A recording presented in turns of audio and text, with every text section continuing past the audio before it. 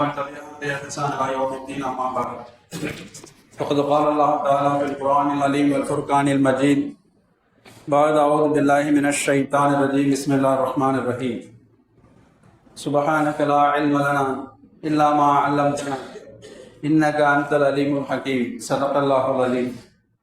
எல்லா பகலும் இறைவன் அல்லாஹ் ஜல்லஷானு தஆலா அவன் ஒருவனுக்கே உரித்தாகட்டுமா.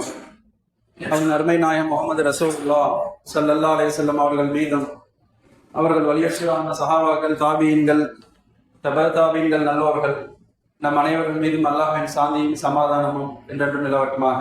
ஆமீன். அஸ்ஸலாமு அலைக்கும் வரஹ்மத்துல்லாஹி வபரகாத்துஹு. அல்லாஹ் ஜல்லஷானு தஆலாவின் அளப்பெரும் கிருபையினால் நாடு முழுக்க ஒவ்வொரு ஆண்டும் ஆகஸ்ட் மாதம் 15ஆம் நாள் சுதந்திர தினம் கோலாகலமாக கொண்டாடப்படுவதை நாம் அறிந்திருக்கிறோம். கடந்த ஆண்டுகளைப் போலவே இந்த ஆண்டும் நாளை ஆகஸ்ட் 15 இந்திய சுதந்திர தின கொண்டாட்டங்கள் இன்ஷா அல்லாஹ் வெகு விமரிசையாக நடைபெறும் என்கிற அடிப்படையில் பொதுவாக நமது இந்திய திருநாடு அந்நிய சக்திகளின் அடிமை விலங்கிலிருந்து அறுபட்டு சுதந்திர காற்றை சுவாசித்திருக்கிறோம். இன்றைக்கு 80வது ஆண்டு சுதந்திர தின கொண்டாட்டங்கள். ஒரு பக்கம் அந்நியர்களிடமிருந்து சுதந்திரத்தை அனுபவிக்கிற நாம், அவர்களின் அடிமை தலையிலிருந்து வெளியே வந்திருக்கிற நாம் இன்றைக்கு பல்வேறு ஜாதி மத இன அடிப்படையில் சில சமுதாயங்களை அடிமைப்படுத்த நினைக்கிற அதிகாரங்கள் ஆட்சியாளர்களிடமிருந்தும் நாம் விடுதலை பெற கடமைப்பட்டிருக்கிறோம். அந்த அடிப்படையில் இந்த சுதந்திரத்திற்காக இன்றைக்கு 2ஆம் தர குடிமக்களாக கொஞ்சம் தள்ளி வைத்து பார்க்கப்படுகிற சிறுபான்மை சமுதாயங்கள், அதிகாரங்கள் மறுக்கப்படுகிற, உரிமைகள் பறிக்கப்படுகிற சமுதாயங்கள், குரல் வலைகள் எல்லாம் நசுக்கப்படுகிற சமுதாயங்கள், அவர்கள் சுதந்திரத்திற்காக தந்திருக்கிற விலையை குறித்தெல்லாம் நாம் இந்த நன்னாளிலே சிந்தித்து பார்க்க கடமைப்பட்டிருக்கிறோம். பொதுவா இந்திய சுதந்திர போராட்டம், இந்திய சுதந்திர போராட்ட வரலாறு என்பது தியாகம் செய்திருக்கிற எல்லா சமயத்தை சார்ந்த மக்கள் எல்லோரும் ஒரு பக்கம் இருந்தாலும் கூட இதில் பெரும் பங்களிப்பை செய்திருக்கிற இஸ்லாமியர்கள் அவர்களின் தியாகங்களை பேசாமல் சுதந்திர போராட்ட வரலாறு முழுமை பெறாது என்றுதான் நாம் சொல்ல வேண்டும். காரணம், மற்ற சமுதாயங்கள் எல்லாம் வேண்டுமானால் வியர்வையை சிந்தி இருப்பார்கள். இரத்தத்தை சிந்தி சுதந்திரத்தை பெற்றுத்தந்த சமுதாயம் இஸ்லாமிய சமுதாயம் என்பதை உண்மை வரலாறுகள் ஒப்புக்கொள்கிறது. கண்ணிமிக்கவர்களே, இந்த அளவுக்குன்னு சொன்னா இந்த சுதந்திர போராட்டத்துல பொதுவா வரலாறுகளை அறியாத சமுதாயம் அது அழிவுக்கு செல்லும் என்று அறிஞர் பெருமக்கள் சொல்லுவார்கள். இது போன்ற நாட்கள்ல தான் நமது முன்னோர்களின் தியாகங்களை குறித்தெல்லாம் சில கணம் நாம் சிந்தித்து பார்க்க கடமைப்பட்டு இருக்கிறோம். சொல்லப்போனா கிபி 1498 1947 சுதந்திரம் கிடைக்குது. 1498 14ஆம் நூற்றாண்டிலிருந்தே அந்நியர்களின் ஆதிக்கத்திற்கு மிக அபாரமாக குரல் கொடுத்த சமுதாயமாக இஸ்லாமிய சமுதாயம். நாம் வரலாறு படித்திருக்கலாம். இந்த வாஸ்கோடகாமா அப்படிங்கிற ஒரு வெளிநாட்டு மாலுமி, அப்ப இருந்தே அந்நியர்களின் ஆதிக்கம் தொடங்குகிறது. வாஸ்கோடகாமா ஷிஹாபுத்தீன் என்கிற ஒரு இஸ்லாமிய மாலுமி இதை வழிகாட்டுதல்ல கேரள அந்த கப்கடா அப்படிங்கிற துறைமுகத்துக்கு வந்து இறங்குறார். இந்தியாவை அடிமைப்படுத்த நினைக்கிற, அதை காலனி ஆதிக்க நாடாக மாற்ற துடிக்கிற முயற்சிகள் 15ஆம் நூற்றாண்டில் இருந்தே துவங்கி இருக்கிறது. மட்டுமல்ல 1510 போர்ச்சுகீசியர்கள் கோவாவுக்கு வந்து இறங்குகிறார்கள். அடுத்தடுத்து வெளிநாட்டவர்கள் ஒவ்வொருவராக இந்தியாவை நோக்கி வருகிற போது அன்றைக்கு இருந்த குஞ்சாலி மரைக்காயர்கள், இது வரலாற்று புத்தகங்கள்லாம் நம்ம பெரும்பாலும் பார்க்க முடியாது.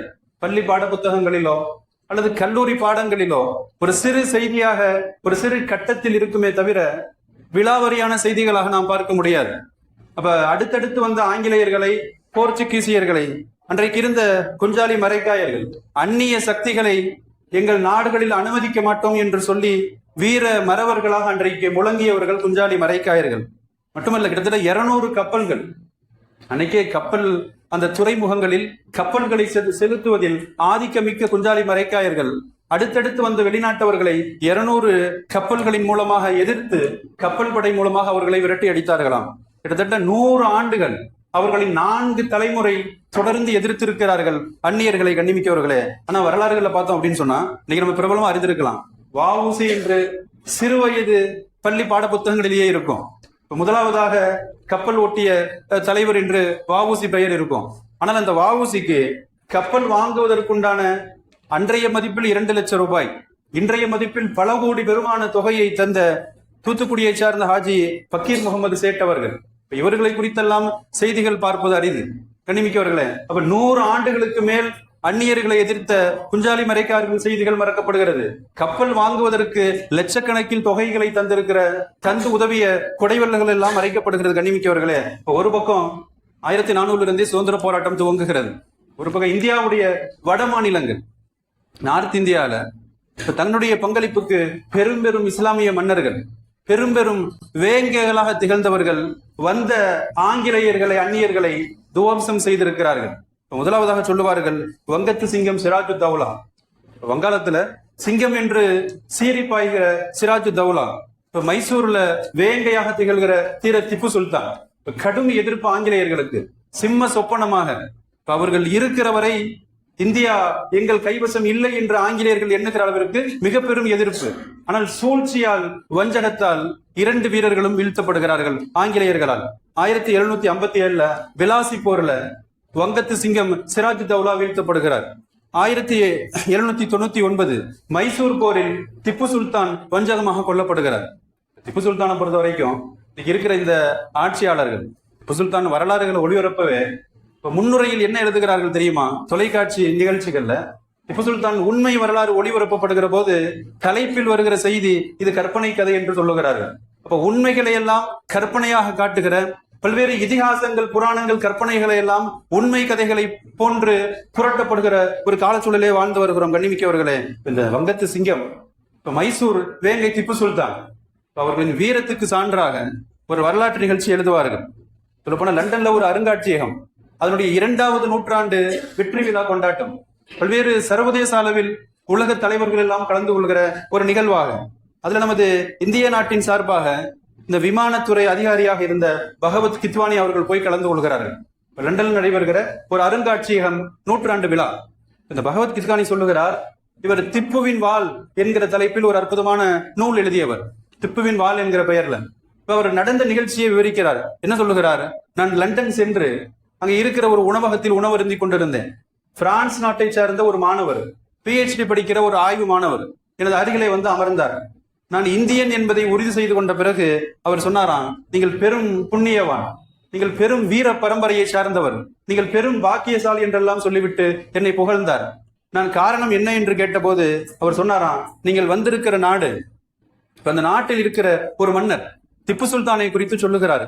அனுபவிப்பதற்கு அத்துணை வசதிகள் இருந்தும் கூட எதிரியிடம் மண்டியிடாத, எதிரிகளுக்கு முன்னால் எந்த சூழ்நிலையிலும் மண்டியிடாத, தனது தாய் நாட்டையும் தாய் மக்களையும் காப்பதற்காக எல்லாவித சுகபோகங்களையும் துறந்த ஒரு மன்னர், தனது வாழ்வின் இறுதி சொட்டு ரத்தம் இருக்கிறவரை எதிரிகளை எதிர்த்து போராடி இறுதியில் வீரச்சாவை ஏற்றுக்கொண்ட தன்னிகரற்ற மாவீரர்.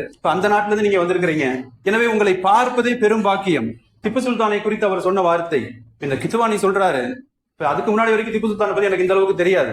நான் தாய் நாட்டிற்கு திரும்பியதற்கு பிறகு அவரை குறித்து பல்வேறு ஆய்வுகளை, நூல்களை படித்து பார்த்து நான் இந்த புத்தகத்தை எழுதினேன் என்று சொல்லுகிறார், கண்ணிமிக்கவர்களே. இப்ப யோசித்து பார்த்தால், இவ்வளவு சுதந்திர போராட்டத்திற்காக தன் இன்னுயிரை ஈந்திருக்கிற, தன் இரத்தத்தை, குருதியை நீராக பாய்ச்சி வியர்வையாக தந்து சுதந்திரத்தை பெற்று தந்திருக்கிறார்கள். இன்றைக்கு அந்த தலைமுறையிலே வரக்கூடிய சமுதாயத்தை இன்றைக்கு ஒதுக்கப்படுவதை பார்க்கிறோம், கண்ணிமிக்கவர்களே. இந்திய சுதந்திர போராட்ட வரலாறு, அதன் துவக்கமும் சரி, ஒவ்வொரு கட்டத்திலும் இஸ்லாமியர்களை தவிர்த்து விட்டு சுதந்திர போராட்ட வரலாற்றை நாம் வாசித்து விட முடியாது, கண்ணிமிக்கவர்களே. இன்னும் சொல்ல போனா ஆங்கிலேயர்கள் ஆதிக்கம், திப்புவின் வீழ்ச்சிக்கு பின்னால், வஞ்சகமா அவரை கொன்றொழித்ததற்கு பின்னால் 1803 ஆங்கிலேயர்களின் கை ஓங்குகிறது. கிட்டத்தட்ட 1803 இன்றைக்கு இருக்கிற செங்கோட்டை ரெட் ஃபோர்ட்டில் ஆங்கிலேயர்களின் கொடி, யூனியன் ஜாக் கொடி, அது நாட்டப்படுகிறது. அந்த கொடி பறக்கிறது. ஏன்னா ஆங்கிலேயர்கள் எல்லாவித வஞ்சக சூழ்ச்சியினால் இஸ்லாமியர்களையும் சரி, இந்திய மன்னர்களையும் அடித்தொழிக்கிறார்கள். முகலாயர்கள் முற்றாக ஒழிக்கப்பட்டு போனார்கள். முகலாய மன்னர்கள், கடைசி மன்னர் பகதூர் ஷாவோடு அவரது ஆட்சி முறை முடிவுக்கு வருகிறது. அதிகாரங்கள் அனைத்தும் ஆங்கிலேயர்களின் கையிலே போய் சிக்குகிறது. மட்டுமல்ல, இன்னைக்கு இருக்கிற ஆட்சியாளர்களைப் போல அவர்கள் ஆங்கிலேயர்கள் செய்த மிக மோசமான ஒரு வன்கொடுமை, இஸ்லாமிய இறை இல்லங்கள் தொடங்கி பல்லாயிரக்கணக்கான மதரசாக்கள், இஸ்லாமிய நிறுவனங்கள் எல்லாம் இடித்து தரைமாக்கப்பட்டது. காரணம், எதிர்ப்பவர்கள் இஸ்லாமியர்கள். அவர்கள் ஆட்சியை காலூன்ற விடாமல் எங்கு போனாலும் எதிர்ப்பை தெரிவிப்பவர்கள் இஸ்லாமியர்கள். எனவே இஸ்லாமியர்களின் வணக்கத்தலங்கள் உட்பட இடித்து தகர்க்கப்படுகிறது. கண்ணிமிக்கவர்களே, இந்த காலகட்டத்தில் தான் மௌலானா ஷா அப்துல் அசீஸ் ரஹமத்துல்லாஹ் மிக பெரும் இமாம்கள், மார்க்க கலை அறிஞர்களாக திகழ்ந்த அவர்களின் தலைமையில் சுதந்திர போராட்டம் அடுத்தடுத்து முன்னேற்றத்திற்கு போகிறது. ஷா அப்துல் அசீஸ் ரஹமத்துல்லா அவர்கள் மார்க்க தீர்ப்பை சொல்லுகிறார்கள். இந்தியா இது தாருல் ஹர்ப், அது போர் செய்வதற்கு அனுமதிக்கப்பட்ட நாடு. ஆங்கிலேயர்களுக்கு எதிராய் ஜிஹாத் என்கிற புனித போர் கடமை என்று ஒரு அறிவிப்பை செய்கிறார்கள் மௌலானா ஷா அப்துல் அசீஸ் ரஹமத்துல்லா அலைஹி அவர்கள். இந்த அறிவிப்பு பின்னால பெரும் அதிர்வலை கிளம்புகிறது இந்திய நாட்டுல. முழு வீரியத்தோடு ஒட்டுமொத்த முஸ்லிம்களும் களத்துக்கு வருகிறார்கள். அந்நியனை விரட்டியே தீருவோம் என்று சொல்லி, அடிமைத்தலையிலிருந்து வெளியே வருவோம் என்று சொல்லி வீரியத்தோடு சுதந்திர போராட்டம் துவங்குகிறது. கண்ணிமிக்கவர்களே, இமாம் ஷா வலியுல்லா அவங்க வெறுமனே அறிவிப்பு செய்தது மட்டுமல்ல, தனது மாணவர் சையத் அகமது ஷஹீத் ரஹமத்துல்லா அவர்களின் தலைமையில் படை திரட்டுகிறார்கள்.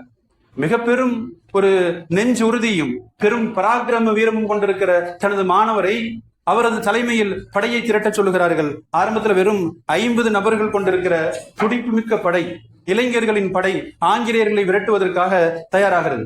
இந்தியா முழுக்க பல்வேறு இடங்களுக்கு அந்த படை போகிறது. இறுதியில் அவங்க கல்கத்தாவிற்கு வருகிற போது 800 நபர்களாக எண்ணிக்கை அதிகரிக்கிறது. இப்ப படையின் எண்ணிக்கை 800ஆக.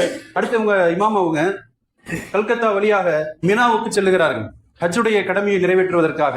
இப்ப மினாவுடைய புனித மைதானத்தில் வைத்து ஒப்பந்தம் பையத்து நடக்கிறது, ஜிஹாதுடைய ஒப்பந்தம். நாம் எந்த சந்தர்ப்பத்திலும் ஆங்கிலேயர்களை எதிர்ப்பதில் பின்தங்கி விடக்கூடாது.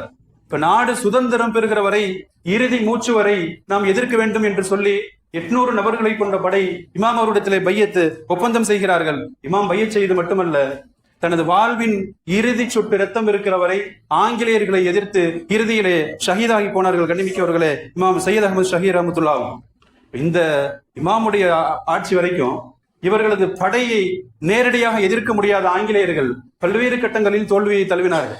எண்ணிக்கை குறைவாக இருந்தாலும் கூட பெரும் ஈமானிய உரமும் பெரும் ஈமானிய சக்தியும் கொண்டிருக்கிற படையை எதிர்க்க முடியாமல் தோல்வியை தழுவினார்கள். இன்னைக்கு இருக்கிற மாதிரியே ஆங்கிலேயர்கள் வஞ்சகத்தை கையில் எடுக்கிறார்கள். ராஜ்நாத் சிங் அப்படிங்கிற ஒரு சீக்கியனை விலை பேசி அவனை கைகூலியாக்கி அன்றைய பஞ்சாபின் கவர்னராக நியமிக்கிறார்கள். இப்ப இவன் என்ன செய்யறான்? முஸ்லிம்களை குறிவைத்து பல்லாயிரக்கணக்கான முஸ்லிம்களை கொன்றொழிக்கிறான். எந்த விதமான முன்னறிவிப்பும் இல்லாமல், காரணம் இல்லாமல் முஸ்லிம்களை கொண்டளிக்கிறான், சொத்துக்களை எல்லாம் சூறையாடுகிறான்.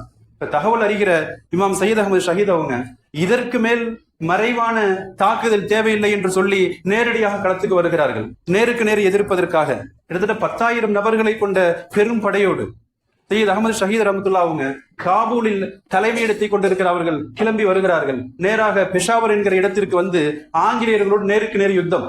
பெஷாவரை கைப்பற்றுகிறார்கள். மட்டுமல்ல, ஒரு போட்டி அரசையும் அமைக்கிறார்கள். ஆங்கிலேயர்களுக்கு எதிராக ஒரு போட்டி அரசு, பல்வேறு பிரதமர் தொடங்கி உள்துறை அமைச்சர் உட்பட எதிராக ஒரு போட்டி அரசை அமைத்து பாலாகோட் வரை அவர்களது வெற்றி தொடர்கிறது.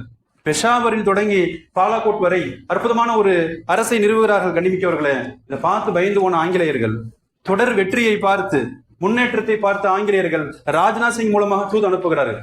இதுவரை வென்ற பகுதிகள் உங்களுக்கு, இனி நீங்கள் மீண்டும் முன்னேறி வர வேண்டாம், இன்னமும் முன்னேறி வர வேண்டாம், வென்ற பகுதிகளில் நீங்கள் ஆட்சி செய்யலாம் என்று சொல்லி தூது அனுப்புகிறார்கள். பொதுவா இஸ்லாமியர்களை பொறுத்த வரைக்கும், குறிப்பா சுதந்திர போராட்டத்தில் ஈடுபட்ட மார்க்க அறிஞர்களை பொறுத்தவரை அற்புதமாக சொன்னார்களாம் ஷஹீத் ரஹமத்துல்லா அவங்க, நான் பதவியை விரும்புவன் அல்ல, நான் ஆட்சி அதிகாரத்தை விரும்புவன் அல்ல, நான் நாட்டை ஆளுவது என் விருப்பம் அல்ல சொல்லிவிட்டு சொன்னார்களாம், ஆங்கிலேயர்களை இந்த நாட்டை விட்டு விரட்டி அடித்து என் நாட்டையும் மக்களையும் பாதுகாப்பதற்கான சுதந்திர போர் இது, எந்த சந்தர்ப்பத்திலும் நான் பின்வாங்க மாட்டேன் என்று சொல்லி அவர்கள் முன்னெடுப்பார்கள். தன்னுடைய தாக்குதலை முன்னெடுப்பார்களாம். கண்ணிமிக்கவர்களே, இப்ப இந்த ஆங்கிலேயர்கள் ராஜ்நாத் சிங்கையே மீண்டும் விலை பேசி அவர்கள் தங்கி இருக்கிற அந்த கூடாரம் முற்றுகையிடப்படும்.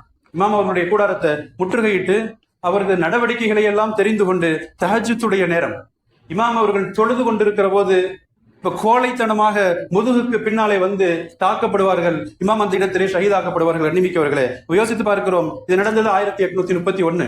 இப்படி வஞ்சகத்தால் சூழ்ச்சியால் எதிர்ப்பவர்களை எல்லாம் முறியடிக்கிற, கொன்றொழிக்கிற ஒரு மிக மோசமான சதித்திட்டம் அன்றைய ஆங்கிலேயர்களது நடைமுறையாக பார்க்கிறோம். மன்னிமிக்கவர்களே, இமாமுடைய ஷஹாதத்துக்கு பிறகு அவர்களுடைய மாணவர் ஷா முகமது இஸ்மாயில் ரஹமத்துல்லா அவர்கள் படைக்கு தலைமை ஏற்பார்கள்.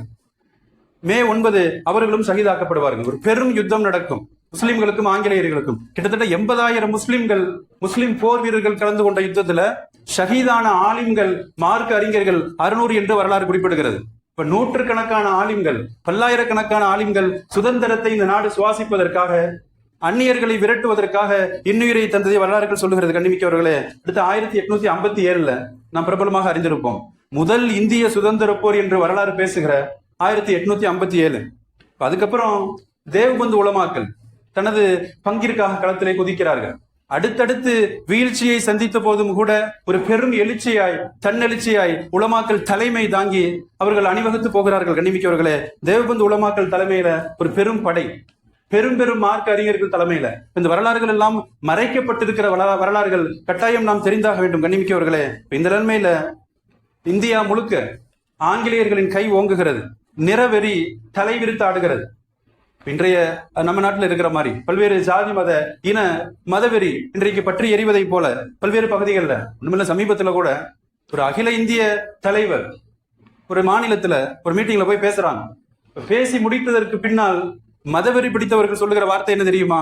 அவர் பேசிய மேடையை கங்கை நதி கொண்டு நாங்கள் சுத்தம் செய்வோம் என்று சொல்லி. எவ்வளவு அறிவியல் யுகத்துல, டெக்னாலஜி யுகத்துல வாழ்ந்து கொண்டிருக்கிறோம். இன்றைக்கும் வர்ணாசிரம நடைமுறையாக தீண்டத்தகாமையை போல ஒரு கற்காலத்தை நோக்கி நாடு போய்கொண்டிருக்கிற போது நாம் சுதந்திரத்தை குறித்து யோசிக்க கடமைப்பட்டிருக்கிறோம். மன்னிமிக்கவர்களே, அப்ப ஆங்கிலேயர்கள் காலத்துல நிறவெறி, வெள்ளையர்கள் இந்தியர்கள் பாகுபாடு, பல்வேறு ரயில் நிலைய போக்குவரத்து தொடங்கி பொது இடங்கள் உட்பட பல்வேறு கொடுமைகளை இந்த நாட்டு மக்கள் சந்தித்துக் கொண்டிருக்கிற போது மண்ணின் மைந்தர்கள் இழிவுபடுத்தப்படுகிறார்கள். இதெல்லாம் பொறுக்க முடியாம தான் அடுத்து பெரும் இமாம்கள் ஹஜ்ரத் முஹாஜிர் மக்கி ரஹ்மத்துல்லா, இப்ப அவங்க தலைமையில ஒரு பெரும் படை திரட்டப்படுகிறது. பெரும் உலமாக்களை கொண்ட ஒரு படை. இந்த படை நேரடியாக ஆங்கிலேயர்களை எதிர்கொள்கிறது. ஆங்கிலேயர்களின் பீரங்கி படைகள் எல்லாம் சிறைபிடிக்கப்படுகிறது. ஆங்கிலேயர்களின் பீரங்கிகள் எல்லாம் கைப்பற்றப்படுகிறது. அவர்கள் தங்கி இருக்கிற இடங்கள் எல்லாம் தீ வைத்து கொளுத்தப்பட்டு ஆங்கிலேயர்கள் விரட்டப்படுகிறார்கள். ஒரு கட்டத்துக்கு மேல ஆங்கிலேயர்கள் திக்குமுக்காடி போகிறார்கள். இந்த உலமாக்களுடைய படையை எதிர்க்க முடியாம, கண்ணிமிக்கவர்களே, இதுக்கு எதிராக ஆங்கிலேயர்கள் பெரும் அநீதியை கட்டவிழ்த்து விடுகிறார்கள். இப்ப எதிர்ப்பு ஒரு பக்கம் இருக்கிறப்ப அதற்கு மீண்டும் மறு எதிர்ப்பாய் ஆங்கிலேயர்களின் அநீதங்கள் உச்சகட்டமாகிறது. அவர்களின் அநியாயங்கள் கட்டுக்கடங்காமல் போகிறது. கண்ணிமிக்கவர்களே, வரலாற்று ஆசிரியர் தாம்சன் எழுதுகிறார். அவர் சொல்றாரு, உலமாக்கல் தலைமையில் பல்லாயிரக்கணக்கான முஸ்லிம்கள் அணிதிரண்டு ஆங்கிலேயர்களை எதிர்ப்பதை சகிக்க முடியாத ஆங்கிலேயர்கள், தாம்சன் சொல்றாரு, டெல்லியில் இருந்து பெஷாவர் வரை, டெல்லி தொடங்கி பெஷாவர் வரை இருக்கிற அந்த சாலைகளில் 2 புறமும் இருக்கிற ஒவ்வொரு மரங்களிலும் எந்த ஒரு மரத்திலும் ஆலிமின் ஜனாசா இல்லாத மரம் இல்லை என்று சொல்லப்படுகிற அளவுக்கு பல்லாயிரக்கணக்கான ஆலிம்கள் தூக்கு மேடையை முத்தமிட்டு இருக்கிறார்கள் என்று வரலாறுகளை பதிவு செய்கிறார். கண்ணிமிக்கவர்களே, அந்த அளவிற்கு இந்த சுதந்திரத்தை நாம் சுவாசிப்பதற்காக தனது உயிரையே விலையாக தந்திருக்கிறார்கள் மார்க்க அறிஞர்கள். கண்ணிமிக்கவர்களே, இப்ப ஜவஹர்லால் நேரு அவங்க கூட தனது உலக சரித்திரம் என்கிற புத்தகத்திலே பதிவு செய்கிறார்கள், டெல்லியில் இருந்து போகிற நெடுஞ்சாலை, அந்த நெடுஞ்சாலையில் இருக்கிற மரங்களில் சில நாட்களில் மட்டும் 14,000 மார்க்க அறிஞர்கள் தூக்கு மேடையில் நிறுத்தப்பட்டார்கள் என்று சொல்லி அவரது ஆய்வு சொல்லுகிறது. கண்ணிமிக்கவர்களே, யோசித்து பார்த்தா இந்த அளவுக்கு பெரும் எதிர்ப்புகள், பெரும் உயிர் பலிகள், விலையாக தரப்பட்ட உயிர்கள், சிந்தப்பட்ட இரத்தங்கள், இவ்வளவு பெரும் விலைக்கு பின்னால் இன்றைக்கு நாம் சுதந்திரத்தை சுவாசித்துக் கொண்டிருக்கிறோம். கண்ணிமிக்கவர்களே, ஆனால் நம்முடைய நாட்டுடைய நிலைமை, இன்னைக்கு சுதந்திரத்தை பெற்று தந்தவர்கள், சுதந்திரத்திற்காக பெரும் விலையை தந்தவர்கள் இன்றைக்கு அடிமைகளாக்கப்படுகிற, 2ஆம் தர குடிமக்களாக்கப்படுகிற முயற்சிகள் எல்லாம் முறியடிக்கப்பட வேண்டும். கண்ணிமிக்கவர்களே, என்ன சொல்ல போனா, அது 1942 சுதந்திர காலகட்டத்தில் நெருங்கிக்கிட்டு இருக்கிறோம். பல்வேறு எதிர்ப்புகளுக்கு மேல் எதிர்ப்புகள், எல்லாவற்றையும் சமாளித்து பெரும் புரட்சியாக சுதந்திர போராட்ட எழுச்சி கனன்று கொண்டிருக்கிறது. 1942 இப்ப முழு சுதந்திரம் வேண்டும் என்கிற கோரிக்கை மௌலானா ஹுசைன் அஹமது மதனி ரஹமத்துல்லா, ஷேகுல் இஸ்லாம் என்கிற அடைமொழியை பெற்றிருக்கிற, அரபு நாட்டிலும் சரி இந்தியாவிலும் சரி இமாம் என்கிற பெரும் புகழை பெற்ற ஷேகுல் இஸ்லாம் ஹுசைன் அஹமது மதனி ரஹமத்துல்லா அவர்கள் ஒரு பெரும் ஆக்ரோஷமான கோஷத்தை முன்வைக்கிறார்கள். எங்களுக்கு முழு சுதந்திரம் வேண்டும், எங்கள் இந்திய மக்கள் முழு சுதந்திரத்தை சுவாசிக்க வேண்டும் என்கிற கோஷம் இது போராட்ட களம் சூடு பிடிக்கிறது. போராட்டக்களம் பெரும் சூடுபிடிக்கிறது. இந்த ஆக்ரோஷமான உணர்ச்சியின் விளைவாக 2 ஆண்டுகள் மௌலானா சிறையிலே அடைக்கப்படுகிறார். மிக மோசமான மால்டா சிறையிலே அடைக்கப்படுகிறார்கள் ஹுசைன் அஹமது மதனி ரஹ்மத்துல்லாஹும். பல்வேறு 2 ஆண்டு கால கொடும் சிறைவாசத்திற்கு பின்னால் குற்றமற்றவர் என்று அவர் விடுதலை செய்யப்படுகிறார்கள். கண்ணிமிக்கவர்களே, அடுத்து 1942 சொல்லப்போனா வெள்ளையனை வெளியேற இயக்கம் நம்ம கேள்விப்பட்டிருப்போம். வெள்ளையனை வெளியேறு இயக்கம் இது காங்கிரஸ் கட்சி. அது அந்த இயக்கத்தை முன்னெடுப்பதற்கு முன்னால் இதை முன்னெடுத்த பெருமை ஜம்மியத்தி உலமாய ஹிந்தை சேரும். உலமாக்களாக சேர்ந்து ஒரு பெரும் இயக்கத்தை கட்டமைத்து அவர்கள் முன்வைத்த ஒரு கோஷம் வெள்ளையனை வெளியேறு இயக்கம். அதற்கு பிறகு பல்வேறு கட்சிகள் இந்த கோஷத்தை முன்னெடுக்கிறது. கண்ணிமிக்கவர்களே, சொல்லப்போனா ஹுசைன் அஹமது மதனி ரஹ்மத்துல்லாஹ் அவங்க இன்னைக்கு நம்ம நாட்டுல சந்திக்கிற சிறுபான்மை மக்கள் சந்திக்கிற பல்வேறு இடையூறுகள், பல்வேறு உரிமைகள் மறுப்பு அத்தனைக்கும் தீர்வாய் அவர்கள் 1942 அற்புதமான ஒரு ஃபார்முலாவை முன் வச்சாங்க. ஹுசைன் அஹமது மதனி ரஹ்மத்துல்லாஹ் பெரும் மார்க்க அறிஞர், பெரும் அரசியல் ஆளுமை. அது மதனி ஃபார்முலா என்று பிரபலமான ஒரு ஃபார்முலா. அவங்க சொன்னாங்களாம், நாடு சுதந்திரத்திற்கு பின்னால் அப்ப இந்த பாராளுமன்றத்துல எப்படிப்பட்ட ஆட்சி அமைய வேண்டும் தெரியுமா? அப்ப 45% முஸ்லிம்கள், 45% இந்துக்கள், எஞ்சி இருக்கிற 10% மற்ற மக்கள் அப்படின்னு சொல்லிட்டு ஒரு கருத்தை முன் வச்சாங்க. இரண்டாவது அவங்க சொன்னாங்களாம், முஸ்லிம்கள் பெரும்பான்மையாக இருக்கிற மாநிலங்கள்ல சட்டமன்றங்களில் 60% முஸ்லிம்கள் பிரதிநிதித்துவம், இந்துக்கள் பெரும்பான்மையாக இருக்கிற பகுதிகளில் 60% அவர்களுக்கு பிரதிநிதித்துவம். இரண்டாவது கருத்தை முன் வச்சாங்க. மூன்றாவதா சொன்னாங்களாம், சட்டமன்றத்திலும் சரி பாராளுமன்றத்திலும் சரி முஸ்லிம்களுக்கு எதிராக எந்த தீர்மானம் நிறைவேற்றப்படக்கூடாது. இறுதியாக அவர்கள் சொன்னார்களாம், உச்சபட்ச அதிகார அமைப்பு உச்ச நீதிமன்றம் சரிபாதி அதில் முஸ்லிம்களும் இந்துக்களும் இருக்க வேண்டும். இந்த எல்லா அம்சங்களையும் அன்றைக்கு இருந்த பெரும் பெரும் தலைவர்கள் ஒத்துக்கொள்கிறார்கள். காந்தி, நேரு உட்பட எல்லோரும் ஆமோதிக்கிறார்கள்.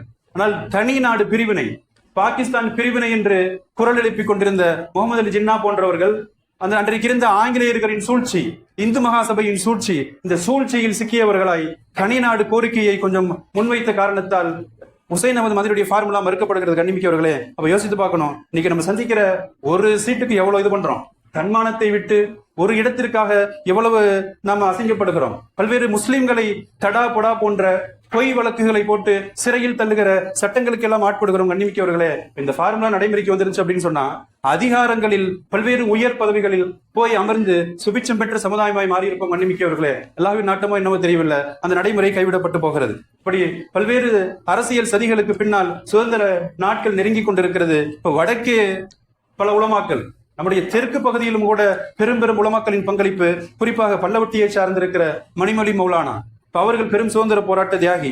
ஆகா அப்துல் ஹமீத் பாக்கவி ரஹமத்துல்லா, நம்புதாலையை சேர்ந்த அப்துல் காதிர் மௌலவி அவர்கள், ஆலா ஹஜரத், அமானி ஹஜரத் என்று சொல்லப்படுகிற பல்லாயிரக்கணக்கான உலமாக்களும் முஸ்லிம்களும் தென் இந்தியாவிலும் கூட சிறைவாசத்தை அனுபவித்திருக்கிறார்கள். சுதந்திரத்திற்காக பெரும் தியாகங்களை தந்திருக்கிறார்கள். கண்ணிமிக்கவர்களே, இப்ப 1498 தொடங்கி 1947 வரை கிட்டத்தட்ட 4.5 நூற்றாண்டுகளாக சுதந்திர போராட்ட யுத்தம் தொடர்ந்து நடக்கிற போது அதில் உண்மை வரலாறு எந்த பகுதியிலும் முஸ்லிம்கள் இல்லாத பகுதி இல்லை என்று சொல்லுகிற அளவிற்கு முஸ்லிம்களின் தியாகத்தால் நிரம்பி இருக்கிறது. கண்ணிமிக்கவர்களே, நேரடி சாட்சியாக இருக்கிற தலைவர்கள் மறக்காமல் ஒத்துக்கொள்கிறார்கள்.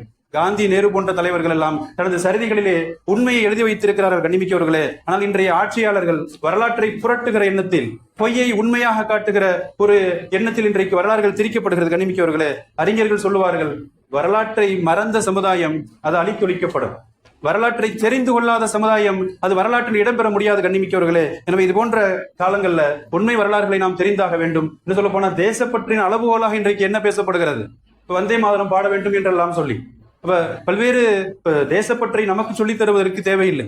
எவ்வளவு பேரும் தேசப்பற்றுக்கு சொந்தக்காரர்கள் நாம். இப்ப அதற்குரிய விளக்கம் சொல்லித் தருவாங்க. ஏன்னா அந்த பாடல்கள்ல ஒரு பல மத கடவுள்களை, பிற மதத்தை சார்ந்த தெய்வங்களை அதை கடவுளாக உருவகப்படுத்தி, இந்த நாட்டை ஒரு தாய் நாட்டை ஒரு கடவுளாக உருவப்படுத்தி அதை வணங்குகிறோம் என்று சொல்லுகிற போது இஸ்லாம் சொல்லுகிற ஏகத்துவம், அல்லாஹ்வை தவிர யாரையும் வணங்குவது கூடாது, வணக்கத்திற்கு தகுதியாவன அல்லாஹ் மாத்திரமே. அல்லாஹ்வை வணங்குவதை தவிர்த்து இன்ன பிற கடவுள்களையும் தாய் நாட்டின் பேரில் உருவகப்படுத்தி வணங்குகிற வலியுறுத்துகிற அந்த பாடல். கண்ணிமிக்கவர்களே, மட்டுமல்ல இந்த பாடல்ல இன்னொரு, அது எழுதப்பட்டிருக்கிற நாவல், இந்த நாவல்ல வருகிறது இன்னொரு செய்தியும் வருகிறது. ஏன் இந்த பாடல் எதிர்க்கப்படுகிறது அப்படின்னு சொன்னா, தாய் நாடு அது ஆயுதம் ஏந்தி இந்த நாட்டின் பல்லாயிரம் கோடி மக்களை பாதுகாக்கிறது, எதிரிகளிடமிருந்து பாதுகாக்கிறது என்று வருகிறது. எதிரிகளாக அவர் குறிப்பிடுவது முஸ்லிம்கள் என்ற அந்த நாவலில் இருக்கிறது. கண்ணிமிக்கிறவர்களே, முஸ்லிம் கிராமங்களை எல்லாம் கொளுத்தப்பட வேண்டும் என்று முஸ்லிம் ஆட்சியாளர்கள், குறிப்பாக நவாபுகளை எதிர்ப்பாக அந்த இலக்கியங்களிலே பதிவு செய்யப்பட்டிருக்கிறது. கண்ணிமிக்கிறவர்களே, ஆகிப்படி ஏகத்துவத்தை எல்லா காலங்களிலும் ஏற்று வாழுகிற நாம், எந்த சந்தர்ப்பத்திலும் ஏகத்துவத்தை விட்டுக் கொடுக்காத நாம் இது போன்ற நிலைகளில் கவனம் செலுத்த வேண்டும். அல்லாஹ் ஜல்லஷானு தஆலா நம்ம சுதந்திர போராட்ட தியாகங்களை கபூல் செய்வானாக. அல்லாஹ் அவர்கள் தியாகங்களை பொருத்திக் கொள்வானாக. அல்லாஹ் அவர்களுக்கு உயர்ந்த சுவனத்தை தந்தருள்வானாக. அல்லாஹ் நமது நாட்டை எல்லா விதத்திலும் எல்லாவித அடிமைத்தலிலிருந்தும் சுதந்திர நாடாக ஆக்கி அருள்வானாக. வாஹிரு தஅவானா அல்ஹம்துலில்லாஹி ரப்பில் ஆலமீன்.